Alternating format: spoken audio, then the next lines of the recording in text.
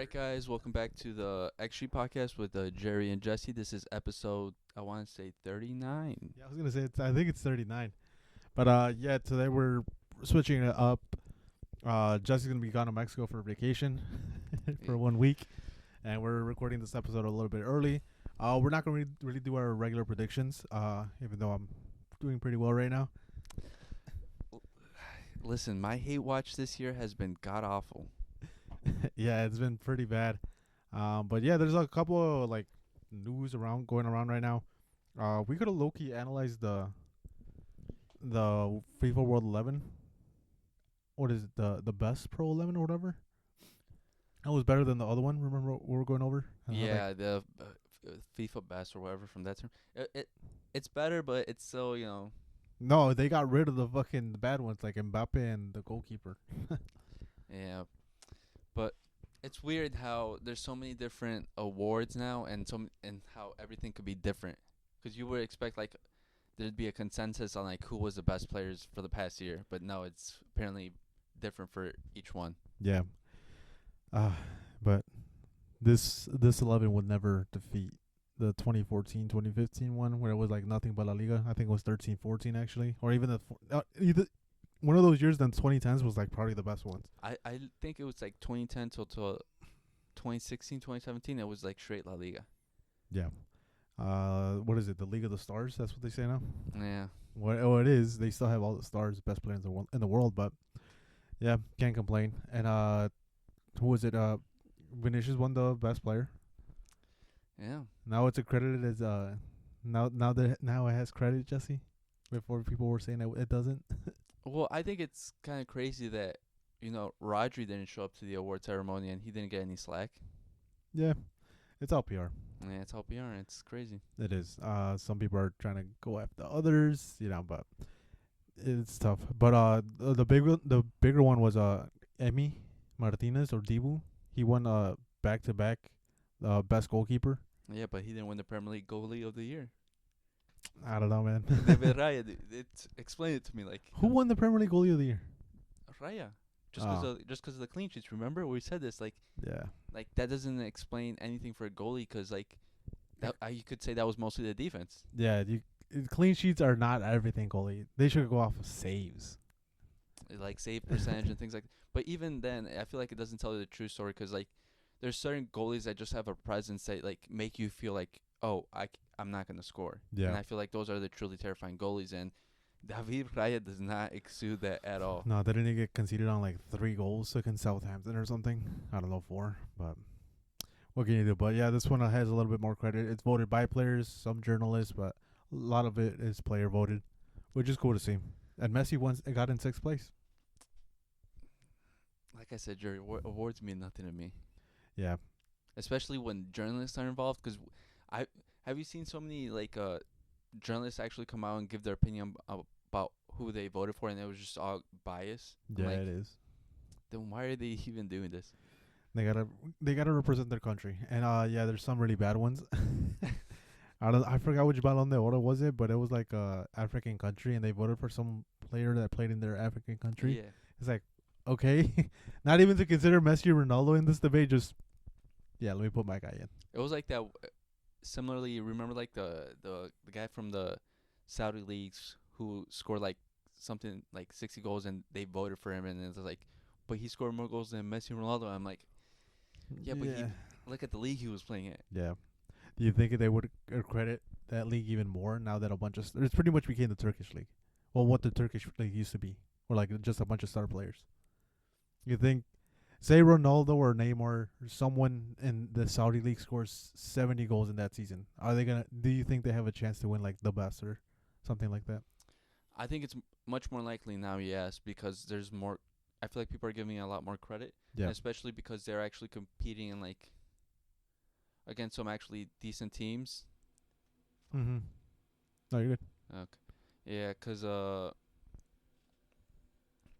they also have. If you think about it, they're actually playing a pretty tough league in the Champions League, the Asian Champions League. Yeah. 'Cause if you look at the amount of distance they travel, it's really crazy. Yeah, it is, because they go from like Saudi all the way to Japan or Australia. Yeah, it's a fuck situation. I don't think so. I don't think they'll win because same thing with like the Golden Boot. There's like a coefficient taken into place because like I think if you play in like in the Portuguese league, you get Point five. times one or Mm-hmm. times one. I think it's times 1 or 0.5. But if you play like in La Liga or anything, it's 1 times 1.5.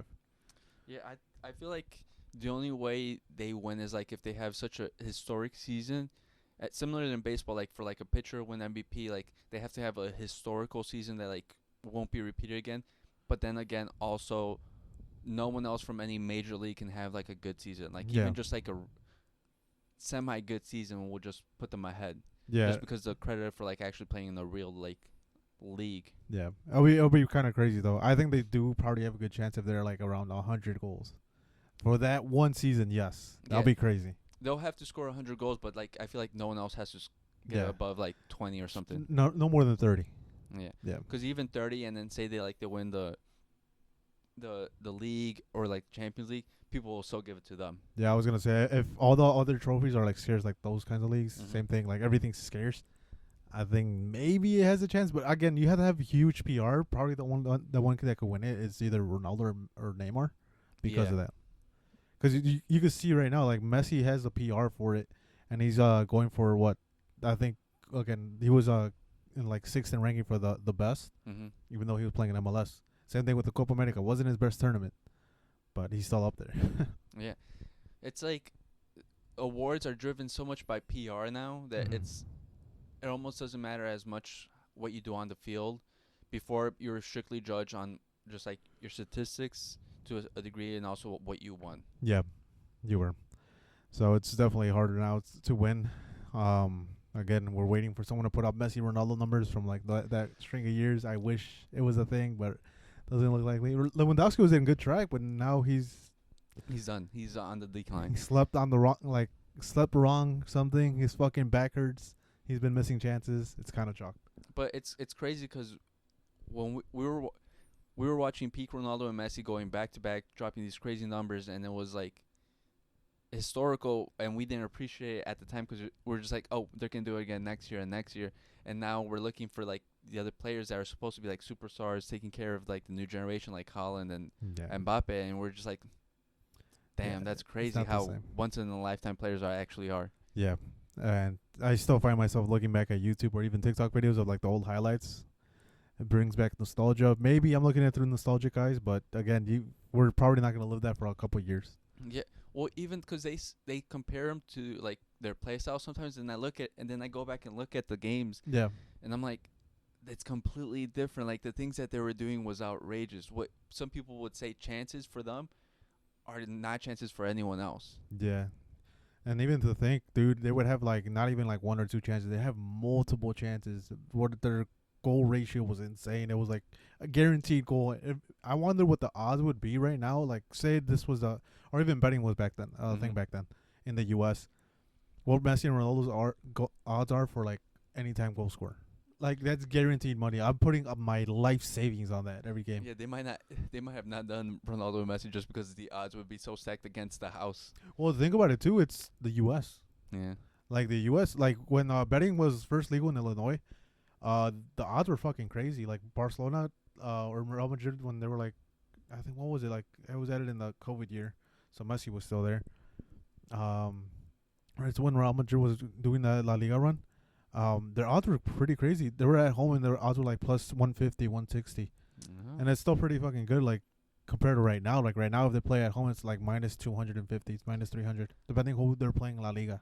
Well, yeah, I guess just because it's the U.S. and they probably don't know about the sport, they just Mm. like put what they would think would be normal odds, and it's just crazy. But yeah, Yeah. back then they might have just put stupid odds for like Messi and Ronaldo, and just made Yeah. money when you can. Even just putting to score like what 2 goals, you probably get a good fat stack. But what a shame. But it's okay. But yeah, this episode we're gonna talk about the Club World Cup. Yeah, the tournament that shouldn't be happening, but it's happening in the summer. Oh, the tournament that just happened too, the Yeah. Intercontinental. That dude, it's the same trophy from the Club World Cup, It's the same trophy, and it's a different name. it's a different name. They just changed the name. And it's yeah, I think it's like somewhat similar for format of what they used to have it. Mm-hmm. Just like Champions League winner. Well, before it was like they would straight up play in the semifinal, and whoever they face, if they win, they go to the final. Yeah, before I think they'd have to play someone else in the semifinal, but now they just go straight to final, and then basically every other team has to play against each other. Yeah, because Pachuca made a deep ass run because they faced Botafogo, and again, it's kind of fucked up because it used to be, again, Champions League winner has a bye, and then The- Copa Libertadores has a Mhm. bye as well. Then the other two have to face a preliminary match. And like the other four teams, I forgot what continents they were. But yeah, Botafogo was straight up thrown into the gauntlet. Same thing with Pachuca. Pachuca made a deep ass run. Look, I didn't think they were gonna win. I made the pick that they were gonna win, but I was just like That's a hater speaking. a hater speaking, and I think just somewhat of a little bit of Mexican pride. But yeah, if say Botafogo made the final, they would have been shocked.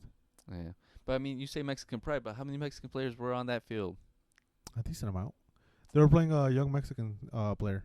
I forgot his name, but Yeah, Liga MX. he won bronze. He won the bronze bronze ball. Yeah, it doesn't mean anything. So when you're going against fucking Real Madrid, yeah, it does. I mean, yeah, but how many? It's not like it was a big tournament, Jerry.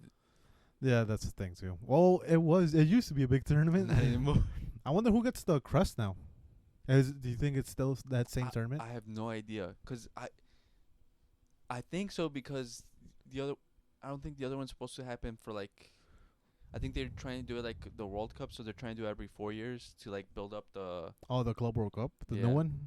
new Oh, one, because interesting. you know how they're doing it for like the last couple winners. Yeah. So I think they're gonna wait like 4 years, and then they're gonna get the same amount. It's interesting. It kind of works out in a way, a little bit, because it's not like yearly tournament, or else Real Madrid would be kind of fucked. Yeah, 'cause if it was a yearly tournament, certain teams I think would just refuse at that point because their schedule would be so jam packed. Yeah. Premier League teams were looking at you. It's not looking good. But yeah, we're gonna do our predictions on the groups and everything.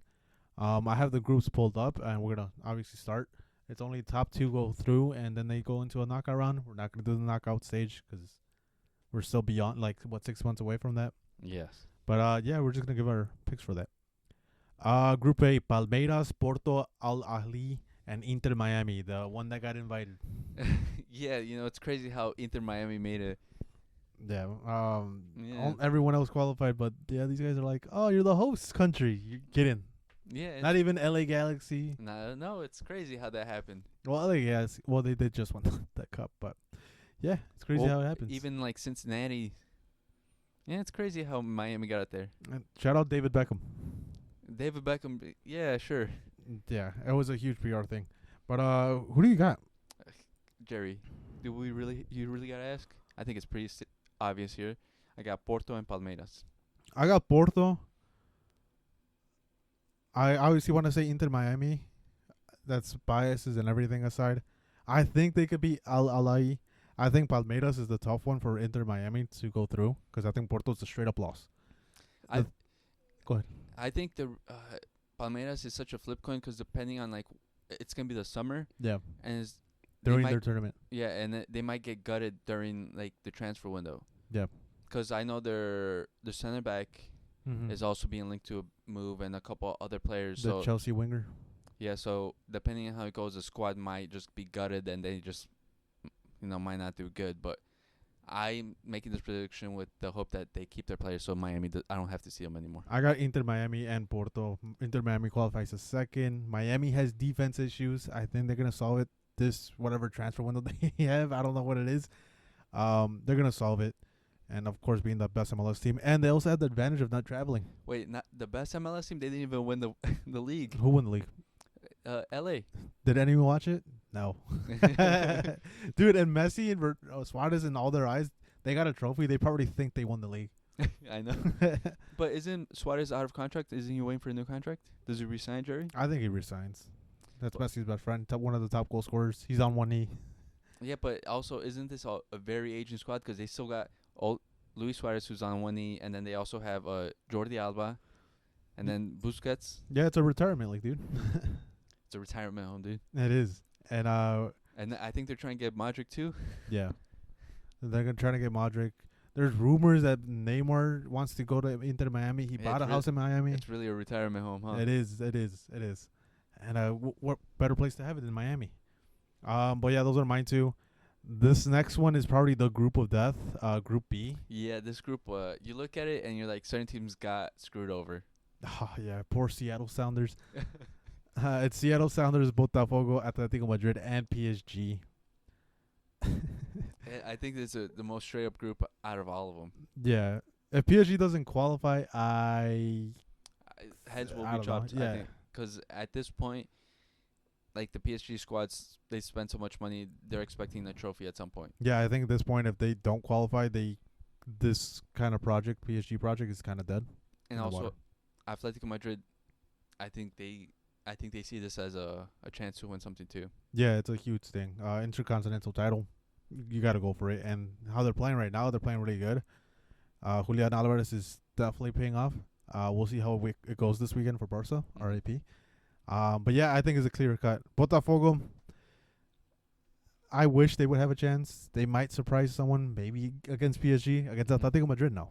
No, they Botafogo, even in when they looked against Pachuca, they didn't look that well. Mm-hmm. And now you're expecting them to compete against Atletico Madrid and PSG. Like it's not gonna look good. And Seattle Sounders, thank you for participating. Thank you for just being there, because I think you're gonna get like, I think you're just going for less goals concede less goals as possible. Yeah, so sorry about that, Seattle Sounders. Group C. Bayern Munich, Auckland City, Boca Juniors, and Benfica.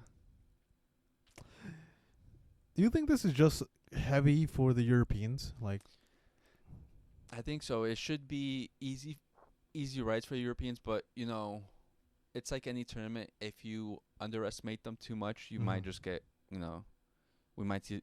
But like in every tournament, there's always a surprise pick somewhere. Someone always underperforms. yeah, and then this one, I don't think anyone's gonna underperform. I think it's Bayern Munich and Benfica easy to go through. Boca Juniors is not at their best moment. I'll tell you that right now.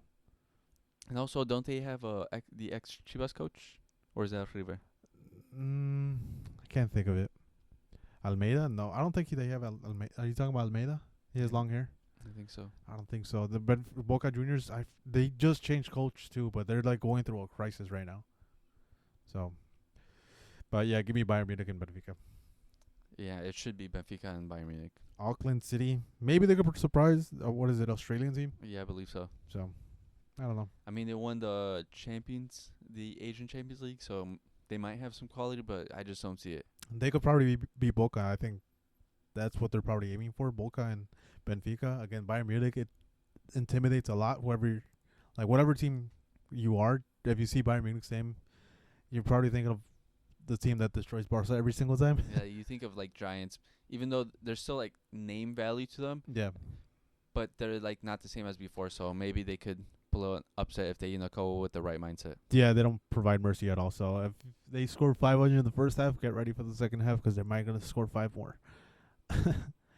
Group D is Flamengo, Esperance Tunis, Chelsea, and Leon.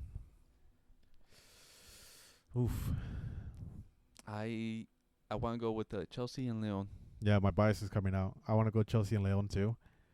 Leon, and for those that of you that don't know, they're going kind of into a transition year again. Liga MX team. This Liga MX season they weren't playing the best, but towards the end of the season they started picking up momentum and started finding the groove. I do think Leon's gonna start making strides and playing a bit better, especially for this upcoming tournament. I don't think they'll prioritize the league this much compared to how much they're gonna prioritize this and try to go into the knockout rounds. Flamengo, a really good Brazilian team. They think of Inter Miami, but for Brazil. This is pretty much what it is. I think that'll be a tough thing. Leon, Flamengo, look out for that matchup. But I'm gonna go full bias and say Chelsea and Leon. Same. And it's just bias, just the Mexican pride coming out. But I think Flamengo and Leon will probably be the match of like the groups, because they're both gonna be fighting for the spot to get out. Because I think whoever wins between each other is gonna get the the nod. So it's gonna be a very tough match. Yeah, definitely. And Group E. I think that this one's probably a similar situation. It's gonna be very interesting with the River, Urawa Reds, Monterrey, and Inter. Where's Urawa Reds That's from? Japanese. Japanese, okay. Oof, that's tough because Japan has quality players. they, like in country they like, what is it, like a World Cup or anything like that, Japan always shows out. We're gonna see the Japanese team, see how they do. Don't underestimate them for shit. Yeah. Um, Plus, they also even in the previous edition of like the Club World Cup, they like I think they famously beat Real Madrid in like the early 2000s with like mhm. a Japanese team with like an unorthodox method. So like Japan, they have good teamwork, so they might come out and upset a lot of teams Yeah, definitely. overseas. Monterrey. This is like kind of the all-star team. They Mhm. spend a lot of money. They have Sergio Canales, Olivio Torres, and then they just recently bought what the fuck is his name? Sevilla winger, Argentinian. Oh, Ocampos. Oh yeah, they just recently bought Ocampos. He got injured. He has time to recover. I got Inter Monterrey. This one's tough, cause I look at all those three teams and I feel like they're on almost even playing field. I feel like Monterrey has a star power, but I think Mm-hmm. Urawa has like the better teamwork, and I think River's just like intense. So I think Monterrey chokes it, and I think I'll go with River and Inter. A lot of bias for my part this time. Yeah, I'm not gonna lie. I think it's just. I honestly that one's I think is probably gonna be the toughest ones because those every match I think is gonna be very tough. Yeah, I think Inter easily gets first place. Second place, I'm gonna go Monterrey again. Bias, Mm. huge bias. If it was no bias, and I'll say this is a pick, I probably got. I don't know. I feel like Urawa Reds might make a surprise Mhm. like tournament. They'll play pretty good. Um, but yeah, that'll be my unbiased pick. But right now, bias Monterrey Inter. And as far as Group F, it's Fluminense, Dortmund, Ulsan HD, Mamelodi, Sundowns. Don't know the last two teams. Ulsan is Korean, and I believe the Sundowns. I Probably want Saudi, right? they might be African if I'm not wrong. But again, these Brazilian teams are no joke, to be honest. I got Dortmund first place. They're having a decent tournament, and Nuri Mhm. Sakin is actually turned out to be a really good coach. There's no doubt about that. Again, very heavily influenced on the European football. I think they're probably the best in the world right now. This is their tournament set up. It's pretty much a mini Champions League for them Mhm. when they get to the knockout rounds. But I do have Dortmund first place. Second place, I go Fluminense. Honestly, I don't know the other two squads to give too much insight about that. Yeah, I know about three. I don't know about the Mamelodi Sundowns. I don't know too much about them. I know Ulsan's like a very powerhouse team from South Korea, and they've been recently, uh, picking up steam. And they might be the correct. Correct me if I'm wrong in the comments, but I think they recently sold a young player to Spurs, Mm-hmm. so they're like starting to produce talent. So they might put up a decent fight, but I think Fluminense and Dortmund take it for now because I still think they're an up and coming team. Yeah. Ulsan. We're coming up on the last two groups, and this is Group G. It's Man City, Wydad AC, Al Ain, and Juventus. I think Al Ain is that a Australian club? I'm pretty sure it's Saudi just because of the AL. Yeah, there might be Saudi. They're Middle Eastern. I think I think Might be another one too, but this one I think it's kind of chalked. Man City, Juventus. Give me those. yeah, Juventus topped the group. Yeah, I agree with you. I think Juventus tops the group. Man City, kind of in a crisis. Don't know what's going on. Can't make of them of anything. They just beat them in the Champions League as well. Yeah, Juventus is top of the group. Yeah, and especially the, I think Man City's probably in the transition, so they might be implementing a bunch of new players, so it might be very tough. Yeah. And Group H, this is where the most recent Champions League winners at. Real Madrid, Al Hilal, Pachuca, and Salzburg. Pachuca gets their revenge match against Real Madrid. You think they get a revenge match? Dude, they just went through a whole gauntlet to face Real Madrid. Maybe. They didn't play too bad. They got awarded a free penalty, Real Madrid. Twitter's going on it. They did. I And then they didn't call a penalty for Pachuca. Again, I still think Real Madrid probably wins the match, Mhm. obviously. Um, I have a stunner. I think Pachuca ties against Real Madrid in this matchup, but I still have Real Madrid going in second and Al Hilal going in Al first. Hilal. You're going Al Hilal first. Yep. Why? Cause of Neymar? No, just they've been playing without him, Jesse. I To know. be I'm honest, like the man that has not played. but it's a well trained team. Like when they play pretty well. I want to see them how they do in this kind of tournament. Um, Again, it'll be in the summer. They'll probably make another huge purchase. Maybe Sane, not Sane. Maybe Salah, if he doesn't resign with Liverpool. But I think they probably have one of the best team in Saudi right now. Yeah, no, it's gonna be Real Madrid and Salzburg. Yeah, Yeah, I think Al Hilal is not gonna do it. dude, they've been playing great. Recommend you watch one of their matches. Yeah, No, Jerry, I watch Al Nasir. Al Nassr, yeah. Yeah, you guys know why. See, Pachuca. Oh my god, I think you guys got a shit end of the stick. Again, Salzburg is no easy pushover. Pachuca No. might struggle. They're again one of the worst Liga MX teams this past season. It's very impressive that they made the run against and the Intercontinental Cup or X Club World Cup. Yeah. They're gonna have to step up in order to try to beat Salzburg and even touch Al Hilal or Real Madrid. Yeah. I think people are writing this competition off as saying it's like, oh, it's just gonna be the Europeans versus like the rest of the world. But if you actually look at the matchups, there's actually really good teams on here, and some people would say like the groups are uneven. But if you look at the groups closely, there's besides obviously there's usually a top end, but then like there's like three teams generally competing for the second spot, and there's gonna be a lot of good football that's gonna be happening, even though it's jam packed schedule. Yeah, and if I don't know if they'll have a third place match. If they do, watch that match because it'll probably be all out war. Because again, even the World Cup matches, like the third place matches, are fantastic and very entertaining. Again, nothing's at play. No one gives a fuck that you got third, but it's very entertaining football. And this situation, say like Al Hilal or who else would you put, like a Fluminense make it to the final, to the top three matchup, they're gonna go all out. Yeah, especially because I think they're getting a good payout, so players are gonna be going for extra money. Yeah, you gotta make it worth something, you know. Yeah, if you're losing your summer, you might as well get something for it. Who do you think is the favorite of the tournament? I think it's probably gonna be between Real Madrid and Inter. Okay, and who do you got winning it? Obviously, Jerry Real Madrid. I got Atletico winning this.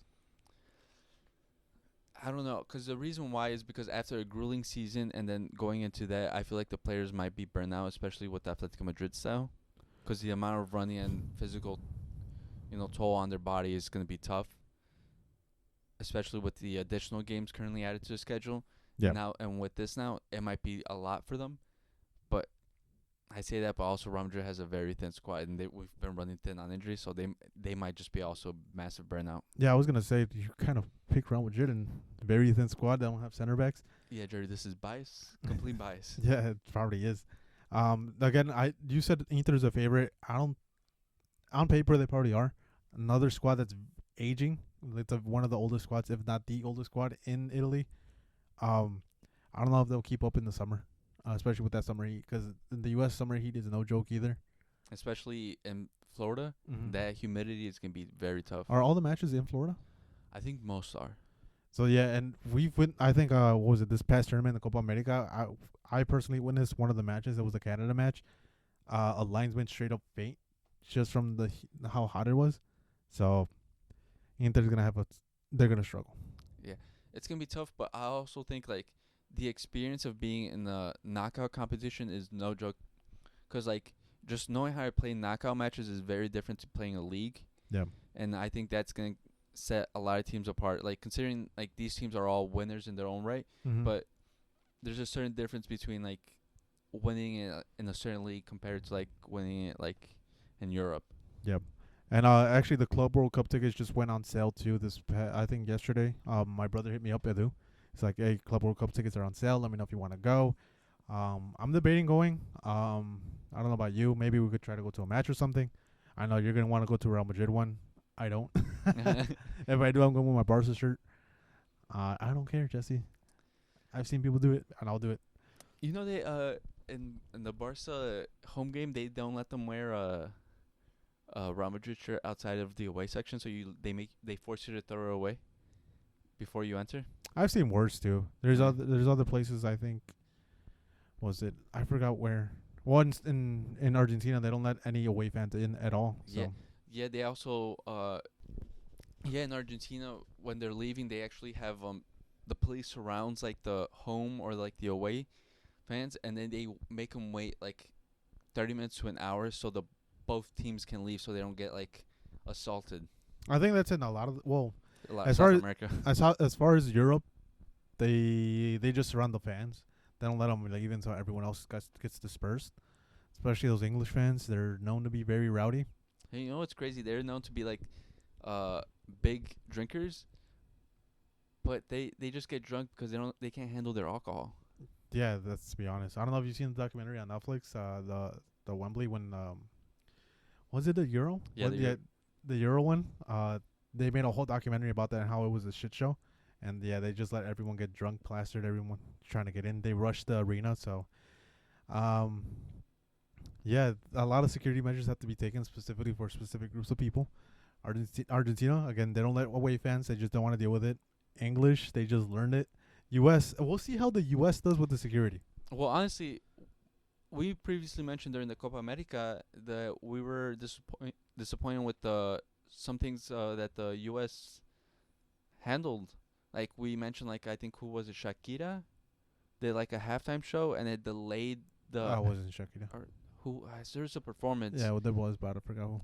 There's a performance and it literally made the 15-minute halftime into like 30 minutes. 30 minutes. And it's like hopefully they don't do this again.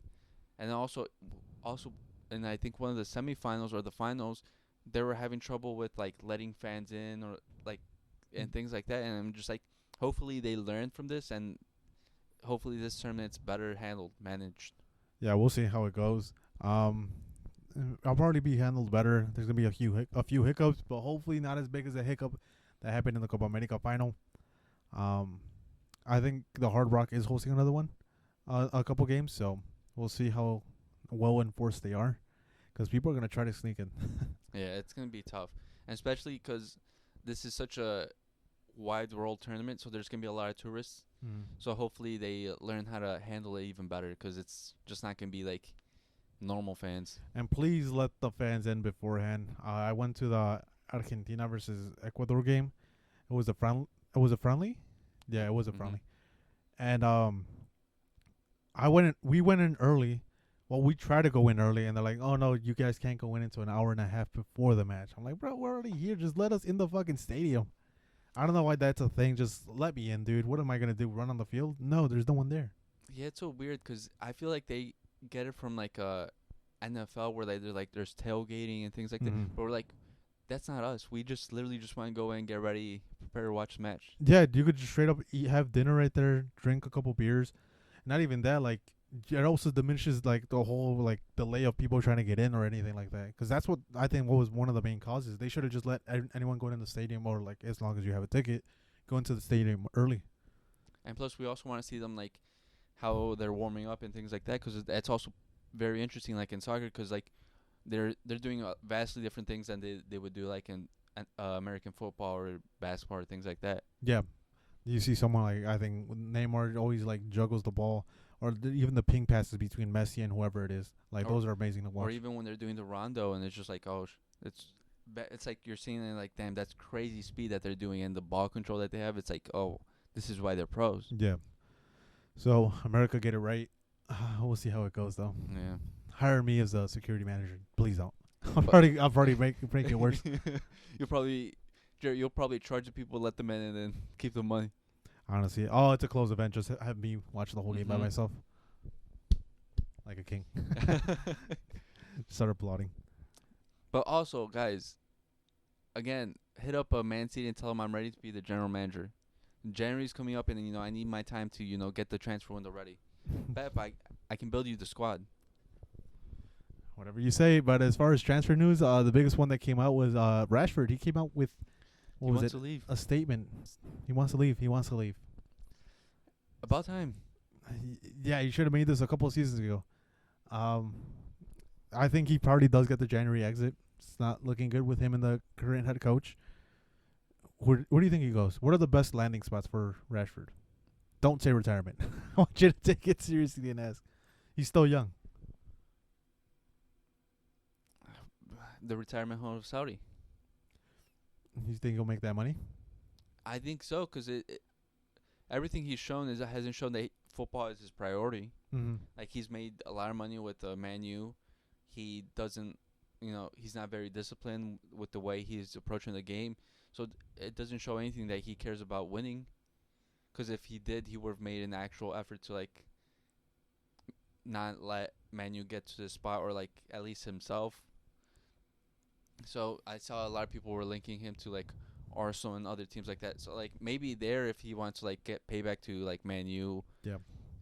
But I think he probably goes to Saudi or maybe even PSG. For me, if he is to leave, I think he goes to one of the London clubs, probably like West Ham or something like that. Just because again, not very seriously into football. Would that benefit the club as much? Probably not. But for him, I see him as like, oh, now I don't have to live in Manchester and drive all the way up, or take a plane all the way to London to like party or something. I'm just there. I play there. As best fit, probably PSG. They have the money too. They have so many attackers, but what's another one?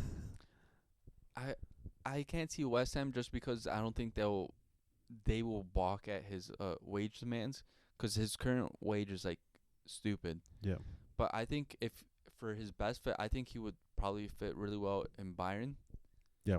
Because at that point you're under the spotlight constantly, and they won't tolerate like his tomfoolery, and they really need wingers currently. Because I think the current ones that they have, I think they've run their course. I think they've plateaued, and I think they need a new wave of energy in there, and especially like he'll have Jamal Musiala there, Mm-hmm. and like at least him and Harry Kane can like speak English with them, so they'll accustom him to like the culture, and he might be able to build a connection right there and like spark it up.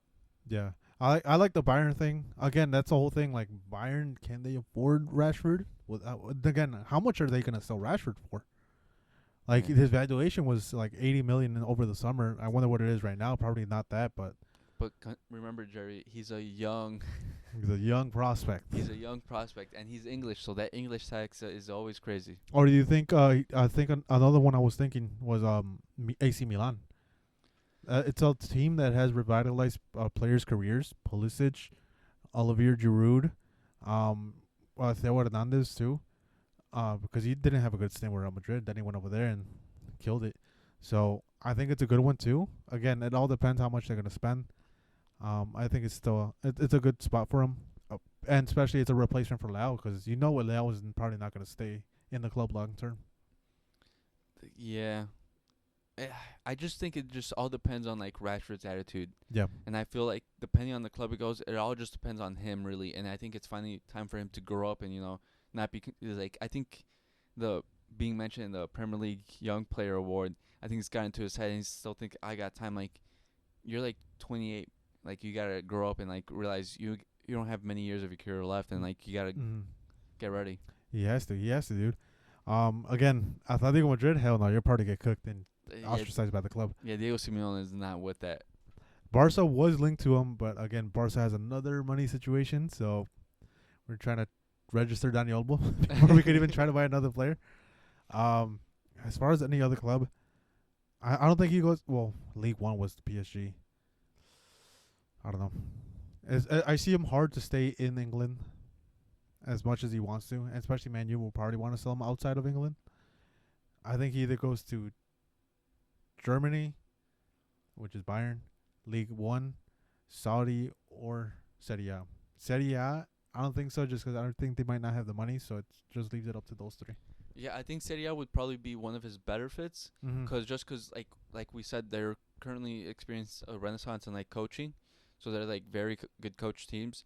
But the problem with that would be like him having to like accept like, oh, I'm not gonna be in complete control here, and also I'm gonna have to take a massive pay cut. Yeah. And I don't think he's gonna want to do either of those. So Mhm. I think that's why I think he'll probably go to like a bigger money move like Saudi or like PSG before he like goes there. And England, I don't think Man U's gonna want to sell him to a competitive team and especially Mhm. come back at them, especially since he's so beloved by the fans. Yeah. I don't think Man U's gonna want that on their case. Yeah, it's gonna be a tough situation. And then if he even accepts the contract as well, Mhm. um, I really wish like the money situation wasn't a thing because I would want to see him in Italy in the Serie A just because we've seen a lot of English players go to there and have success. I think he would have been one of them too. Again, just the whole money thing is really tough. Yeah, especially recently because we've seen a lot of English players actually go there and like show that like, oh, we can survive outside the Premier League, Mm-hmm. but you know, players will be players. Yep. Anything else? Let's see. Nothing I can think of off the top of my head. I think that I was probably my biggest one. I had something in my head, but I completely forgot. What was it? The mall, but Mm, I know Musiala's been scoring a lot for Bayern Munich recently. yeah, they've been they gave him a new nickname. I can't remember. I think 'cause he's been scoring a lot of headers. I feel bad for Musiala. He's carrying so much on his back Yeah. this season, but at least. Well, no, didn't Florian Wirtz actually confirm he's staying for another season at Bayern Leverkusen, even if Xabi Alonso stays? I didn't see that, to be honest. I think so. That he's staying with them for at least another year. Damn. So that's gonna be tough. It is. Who knows where he's trying to go? Probably La Liga. That's the ultimate move. I know Musiala even came out and said some statements. Well, this is the other player. Musiala came out and said some statements that Barcelona was always his dream club. So come whenever you're ready, please. Oh, I think that's just more of you guys having money. Yeah, we need money. But yeah, he said that he loves La Liga, loves Messi, loves Barca. We'll see words. He has said great things about Messi. I think if Xabi Alonso does go to Real Madrid, he goes there. But But I think the biggest problem in attracting those type of players currently for La Liga teams is gonna be the money situation, yeah, especially with like the inflated price of like current players, like so many players costing 100 million. yeah, And then we got to consider their wages, and then there's agent fees and things like that. It's becoming very expensive, and not a lot of La Liga clubs are in a financial situation to do that. yeah. So that's why Barca has to make a deep run in the Champions League, try to save our club. Mm, Speaking of like probably possible transfers, Tottenham may be looking for a new goalkeeper because they cannot deal with Ben Foster or whatever his name is. Fraser Foster. Fraser Foster, ex-Celtic keeper. I remember him. Yeah, 'cause I remember he had that crazy performance with Messi, and Messi even said that he was like the toughest goalie I've ever played against. He was like inhuman, Yeah. and then he, I guess he lost that ability. No, because he left Celtic because he was in Celtic for so long. He was also England's number 2 when it was Josh Hart as number 1. Mm-hmm. But he never made the Premier League move. When he finally did, didn't go so well. But yeah, even right now, it's showing his age. He's past his age. They're gonna have to buy a backup for Vicario because I don't think they're gonna want to deal with this. And it will be interesting because again, you said it yesterday that Tottenham is not a great spenders. Yeah, We'll see if they even buy one. yeah. They've been known to like be very cheap with their signings, and also when they let go of a player, they've been known to like hassle very hard to like everyone knows if you're buying a player from Spurs, it's gonna be a long drawn out process. Yeah, you might as well wait for them to like leave on a free or something. Yeah, it's never a good thing. So keep a lookout. We'll see if they get active in the transfer market. Real Madrid, maybe they buy a center back. They never really buy anyone. Again, especially in January, they don't buy anyone. Yeah, So we've been known. we'll see if they keep that trend up. Barca, again, I mentioned it earlier. Oh, Valencia, their fans are calling for their owner to sell. He's I think Peter Lim, 'cause I think they originally bought Valencia. I want to say like in 2018, 2019. From the Asian investors.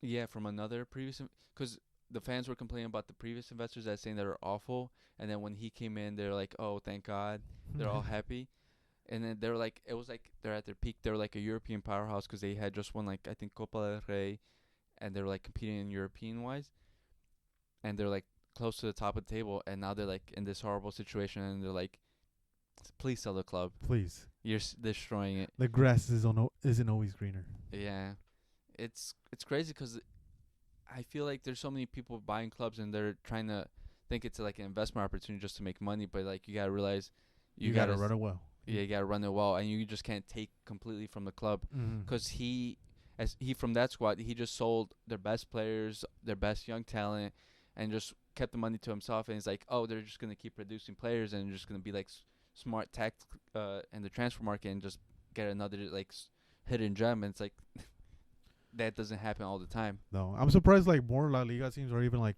smaller clubs like in their leagues don't take advantage of like loan opportunities, especially like Arda Guler, big one. He might even leave on a loan in January. I think clubs like the Valencia should be like, hey, we'll take your player, we'll take him from you on loan. We'll take his wages because his wages is probably like very modest. Like probably like 90K or something. Again, it's huge for footballers, but it's kind of well, it's huge for us, but for footballers, it's pretty small.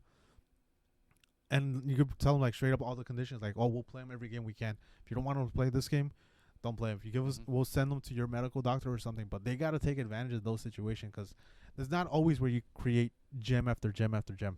Yeah, and it's funny because it's happening a lot with like because I think the what's the club that R9 owns? Valladolid. Yeah, because their fans are also complaining about him. They're saying that he's driven the club Yeah. to like a horrible spot, and it's just people are realizing it's how tough it is actually to run the club and like not taking advantage of the current system. Like if you look at Chelsea, sure they have an inflated squad, but they're also trying to find the best players because they're loaning so many players out, and they're like, oh, he's actually can be worth a project. Yeah. Then again, it's very frowned upon when Chelsea does it, Yeah. but when they do it, like it pans out because again they could have had Kevin De Bruyne if they like sent them out on loan into a good team or something. If they sent them on loan to Wolfsburg earlier, Salah same thing. Mm-hmm. When they bought him from Basel, and they could have sent them out on loan. I think they did send him out on loan to Fiorentina, right? No, they sold him to Fiorentina, and then Fiorentina sold him to Roma. Roma. But yeah, in general, Chelsea could have taken advantage of those situations, send them on loan, see if he's actually cut out to make it in the top leagues. But other teams don't want to do it. Yeah, people are just like, I don't know if there's what it is, but they're like afraid to game the system. Yeah. They're afraid to like, I don't know how to say, like just they just want instant results right away, and then they're like rather not be patient, and then just like they're like we'll just cut ourselves off here and that's it. Yeah, because one of my favorite Chelsea players, I used to follow Chelsea a lot, was not Vitinho. Oh my God, Ramirez? No, not Ramirez. It was a Brazilian player, but he went to a Netherlands club. It has like a black and yellow. Lucas Piazon. He was one of my favorite players. I thought he was really good. He reminded me a lot of Kaká, but he never made it. So Chelsea took advantage of that, sent him on loan multiple times. If you look at his club record, I think it was 10 years alone. Yeah, 10 years of loans, but that's the thing that you're like, well, we never gave him a huge wage because you can't stay consistent at a club. You can't be the top performer. Mm-hmm. So we're not going to buy you or like renew you. Again, you got to cheat the system somehow in a way. Again, was it the whole Cole Palmer thing? They should have sent him out on loan and not sell him. And I think that's also like Pep's fault coming into like one of these years. Like he's 100 in or nothing, and like because Cole Palmer even said like on loan I want to go on loan because I want to come back and play for this team, but he's like no, just Pep took it as disrespect and was like no, you're either in or you're out. And he sold him for. And that was the stupidest thing ever. Because now he would be perfect for the team because it looks exactly like what's needed, especially with like Foden disappearing and not being the wonder kid that everyone expected him to be. Yeah, and it looks like Cole Palmer was probably the easiest Kevin De Bruyne replacement. And you could have even sold off Kevin De Bruyne previous season or something, but again, mistakes they make. I know Pep regrets it to this day. But he'll never admit it. No, he won't. Too much of an ego. Yeah, especially now. He's starting to his ego's getting inflated. Yeah, and I'm very nervous, and I did not bet against the Aston Villa match tomorrow because I think there's a possibility they lose. I took Man City to win, but it's not guaranteed. I told you, Jerry. I tried trusting Man City for 2 weeks, and they just let me down. Third time's a charm. But you have anything else? Bears are losing. Yeah, playoff. I gave up on football this year. It's been a bad year. Next year, dude. Next year. If we get Ben Johnson, dude, you just sent me an article saying that Vrabel is number one. Yeah, I saw that and I'm like, I give up. If that happens, I'm not watching football for a while. It's just I've had enough of rebuilding, getting a bad coach, and then just watching our young quarterback get hit so much. Yeah. So it's kind of chalked. The Bulls beat the Celtics yesterday. Saw that match. Zach Lamine went crazy. Just raised up his stock value. Listen, Sadly. it's gonna be a sad day because Zach Levine's gonna get traded, and it might be good for like future wise, because considering we might get draft capital and things like that. But that's my guy. Let's be honest. Draft capital. The Bulls are never winning again. I sound like a pessimistic guy, but in reality, they stretched out the Zach Levine deal as much as possible. Until this day, they're talking about it like, oh, we paid him $100 million. I'm like, yeah, that motherfucker, that was like 3 years ago. Buy someone else. Like, honestly, do we see the Bulls winning anytime soon? And here's my thing, because I just saw the like recent NBA evaluations for like the most expensive or like the most valuable club. The Bulls are fifth. They're not gonna be successful anytime soon. Well, I think it's the problem is we live in a sports town that loves to make us suffer, and every major sport that we have, they haven't been good since like we were before we were even born. Yeah, Because we missed out on the golden age of the Bulls and Bears. I was alive, dude, for for the Bulls. 96. I was a couple of days old for the last time the Bulls won. 96. But I don't remember a goddamn thing. Yeah. But yeah, like even just seeing that valuation, I know they're making money. They're not gonna invest it. Like, why are we gonna invest when we're making a lot of money? It's because the Bulls are owned by the same owner of the White Sox, Jerry Reinsdorf, who is a terrorist to sports, a terrorist to Chicago. Yeah, and he is. And unless we draft like have the perfect draft, have like draft everyone good, and that's the only way we win a championship. It'll probably be like a good 2 years, maybe 1 year we win, and then after that, they're not gonna pay him. They're not gonna pay him. They're gonna trade him right away, and they're just gonna be like, "Yeah, that's it." You've seen the contract that these NBA players are getting right now, like the top NBA players. They'll be like, yeah, no, we're not. Dude, Cat, I think he was projected to get close to like $500 million. Mm-hmm. They're not gonna pay that. Yeah, that's why I'm like, yeah, they're probably gonna have a heart attack once they see that. Like, no, say Matias Buzelis, he's a really good player. He turns out and becomes an all-star. You think he's gonna get a supermax deal? No, he's not. No, they can be like, "Oh, your rookie contract's out. Yeah, you're gone." Oh, you could leave on a free. Mm-hmm. Like, we knew. You're not gonna get that from us. Yeah, it's crazy how, and the crazy thing is they're being run like as if it's like a small market team where it's like not a major market, no money, but we're one of the biggest cities. Top 5 easily. Yeah, like we're one of the biggest cities in the U.S. Top media city, and like we have money, like we obviously do, Yeah. but no. Yeah, because think about it. Think about the contracts they've been signing. Vukovic is not an 100 mil deal. Well, like, probably is. Levine, he is. He's the one we signed. Other than that, Lonzo's not. Ayu is on a rookie deal. Buzelis is on a rookie deal. Then you want to pay Pat. We got lucky with a Kobe White deal. So Pat got 90 mil for that. yeah, That's crazy. and I know they're fucking mad about that. What's crazy is because that man was asking for a max deal, and I'm like, first of all, you should go to jail just for asking for that. Yeah, And then you got a 90 mil for like what you do. I'm like, man, I could do that. Yeah. Imagine what they gotta pay Ayo if he actually keeps developing his game, and which he is. But they're gonna have to pay him a lot. Yeah. Or even Buzelis, he's what is that? A lottery pick? God forbid he fucking. I think that's why they sent him to the G League. They're like, yeah, let's send him down there for a bit, so just in case he doesn't pan out. But it turns out he's playing great, so like, we gotta bring him back up. But think about it. We also traded Alex Caruso for Josh Giddey. Josh Giddey, I think isn't it like last year on his rookie deal? So he's like this summer he's getting a new contract. So he's probably gonna be gone too, or we're just gonna pay him for nothing. And Josh Giddey's playing pretty well, but still, like, role players are getting paid a nut. They're gonna have to pay Josh Giddey a nut. But we'll see how it turns out. It's crazy. It's a bad time. It's been a bad year for Chicago sports. Like, that's why I'm protesting the Bulls. I don't want to give them more money because I need them because they're such an inconsistent team. Like, they beat the best team in the NBA yesterday, which was the Celtics, and then they're gonna lose to the fucking Pistons probably today or whoever they're facing. Yeah, it's just heartache when you support a Chicago team because they give you so much promise. Like you think, like even this year with the Hard Knocks, they gave us so much hope, and they showed us this product, and we're like, yeah, this is it. we're finally gonna be a good team. Wrong. We were for the first 5 weeks.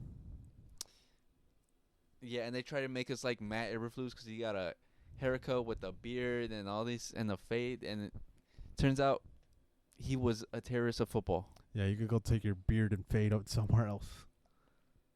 It was But awful. It was. But other than that, that's all I got. Enough ranting about Chicago sports. Fucking, I get depressed and mad every time we talk about it. Yeah. You got anything else? No.